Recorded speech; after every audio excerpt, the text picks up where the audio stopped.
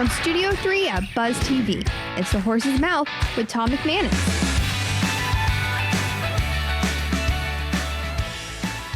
All right, welcome into The Horse's Mouth here at Tommy Mac's place, of course, at my bar each and every week, where everybody is welcome to have a seat and tell their story. Brought to our good friends at Heritage Capital Group and at Dasher. Of course, we're talking ball this time around. Like I love talking with Coach Dave Campo. He joins me right here at the bar. What's up, Coach? How are you? I'm good, Tom. Great to see you, man. Yeah, same. A lot of activity going on in the NFL, especially in the coaching profession. Yeah. How about that? Yeah. Here in Jacksonville, the new defensive coordinator hire, and Jim Harbaugh going to the Chargers out in L.A. Let's start with Ryan Nielsen here in Jax. How do you feel about the hire, and what do you know about him? Well, I know some people that have worked with him, and the things I like about it is that he's very disciplined. He's very accountable. To the players, and he's tough, but he's fair. Good. Now, the interesting thing is that not many defensive line coaches are coordinators because they are so zeroed into the front. Line, right. So I think it's going to be really important, and I'm not saying that he doesn't know the whole package because I believe he does. I think he's that type of a guy. Sure.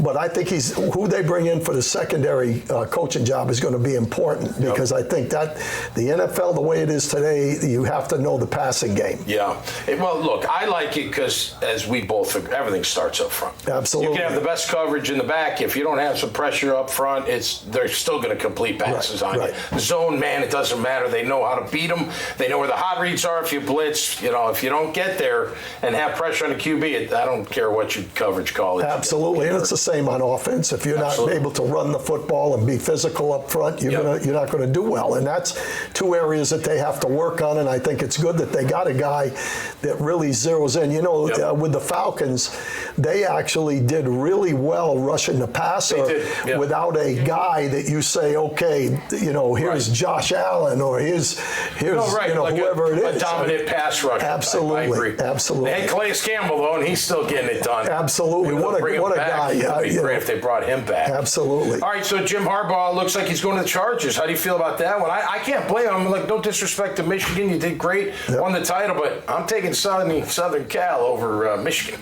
Well, that's true for sure. The wife is too. Yeah, but I think that's a good position for him from the standpoint that he is he played at San Diego. That's right. He was the head coach at San Francisco, so he's a West Coast kind of a guy. No doubt. And obviously everywhere he's been, they've won. Yep. So I think he has a real good feel for the ownership of the Chargers. Yep.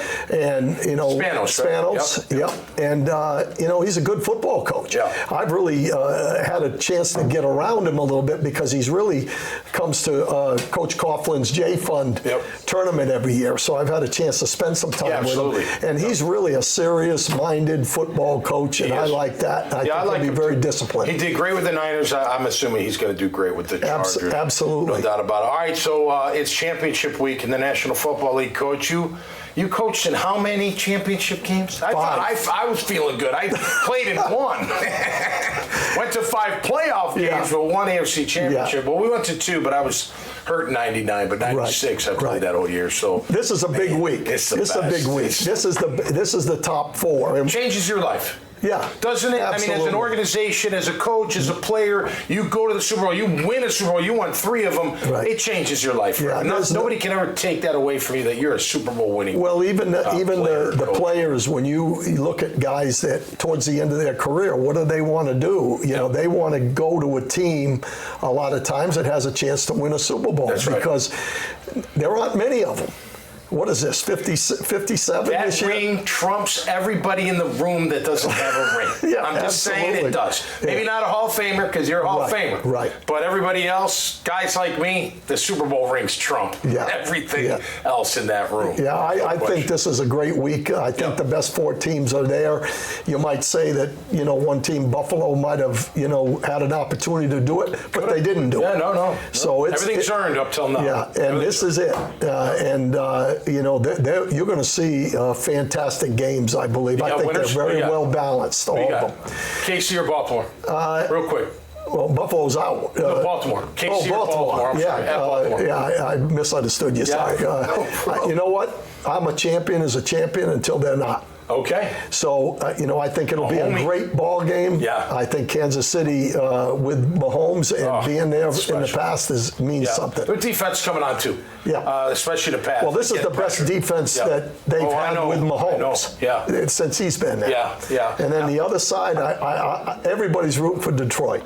Yeah. Detroit. I kind of lean. I'm not even caught up in the hype yet. Right. It's a great story, but I'm leaning. I think they can hang with them. And then anything can happen. If you can hang for a while in those games, you get through halftime and you still got a chance, you're not out of it till they pull away or really take over. So you got a chance in that third quarter. That's the NFL. And to be honest with you, if Debo plays, I would have to lean towards San Francisco because I think they have a little bit more firepower. Yep. But if Debo doesn't play, I'm going with Detroit all the way because they've got some guys that can make things happen, and their running back is outstanding. Their offensive line is good, and Goff is playing out of his mind. Right. So as we wrap up,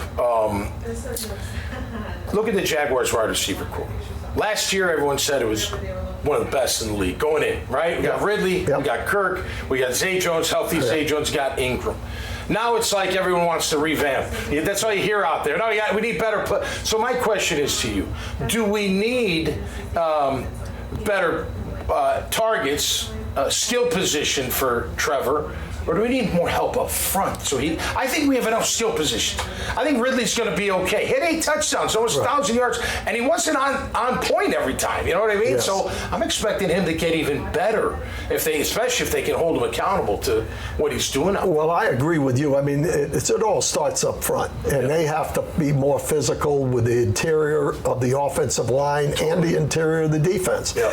I think the guy coming in is a little bit more of a 4-3 guy. So now they've got 2 ends that can play. Now you only need 2 guys inside to play. As we wrap up, I've always thought Devon Hamilton is a 3 technique. There you go. 4-3. There you go. Bitch to block for any guard out there. Absolutely. One-on-one, that's going to be a tall one. And they're going to force a double team with him. That's right. But I will say this, the only disappointing thing about the receivers, obviously they've been hurt. They got banged up a little bit. But they were like 6th in the league of drops. So we can't do that. I mean, we got to make every play we can. We got to make focus, and the QB's got to put the ball in the spot more consistently. Absolutely. In my opinion. Absolutely. All right, my man. Great Good to see you. Always a pleasure. Coach Dave Campo, every week here on The Horse's Mouth. You can check out this interview by just going to the dailynewsnetwork.com website or see us on the local ABC affiliate. That'll do it for us this time around. So until then, stay safe and be cool. We'll see you right here on The Horse's Mouth. Cheers. The coach should be going to bed at night thinking about the athlete and how they're going to help that athlete improve. They shouldn't be worrying about how am I going to quantify their improvement, or am I going to have to keep up with all this information? Those things that are kind of background to the coach focusing there on the athlete. And so what Dasher does is it takes all those side things away, allowing the coach to focus then on the athlete.